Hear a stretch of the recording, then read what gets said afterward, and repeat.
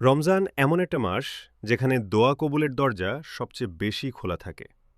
অনেক ইসলামিক বক্তা যেমন মিজানুর রহমান আজহারি, আবু তোহা মোহাম্মদ আদনান এবং নোমান আলী খান তাদের আলোচনায় বারবার কিছু আমলের কথা গুরুত্ব দিয়ে বলেছেন যা দোয়া কবুল হওয়ার সম্ভাবনা বাড়ায়।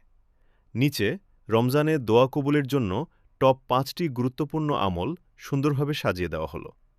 ১. ইখলাসের সাথে তাওবা ও ইস্তেগফার। রমজান হল ক্ষমা পাওয়ার মাস। গুনাহ থেকে ফিরে এসে চোখের পানি ফেলে আল্লাহর কাছে ক্ষমা চাইলে দোয়া কবুলের রাস্তা খুলে যায়। প্রতিদিন বেশি বেশি পড়ুন, আস্তাগফিরুল্লাহ রব্বি মিন কুল্লি জামবিন। ২. তাহাজ্জুদ ও শেষ রাতের দোয়া। রাতের শেষ তৃতীয়াংশে আল্লাহ বান্দার সবচেয়ে কাছে থাকেন।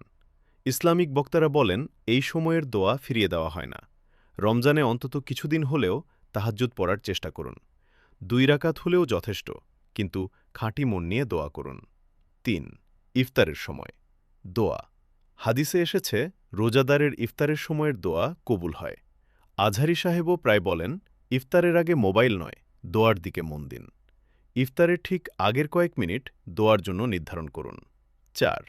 কুরআন তিলাওয়াত ও কুরআনের সাথে সম্পর্ক। রমজান হল কুরআনের মাস। নিয়মিত তিলাওয়াত করলে হৃদয় নরম হয়, আর নরম হৃদয়ের দোয়া বেশি গ্রহণযোগ্য হয়। প্রতিদিন অল্প হলেও পড়ুন, বুঝে পড়ার চেষ্টা করুন। ৫.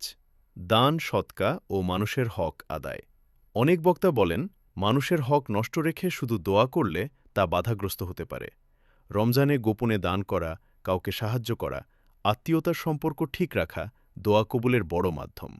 ছোট একটা রিমাইন্ডার, দোয়া কবুল মানে সবসময় সাথে সাথে ফল পাওয়া নয়। কখনো আল্লাহ ভালো কিছু জমা রাখেন আখিরাতের জন্য, কখনো বিপদ সরিয়ে দেন। এই রমজানে শুধু চাইব না, বদলাবও। কারণ বদলে যাওয়া বান্দার দোয়া আল্লাহ সবচেয়ে বেশি ভালোবাসেন।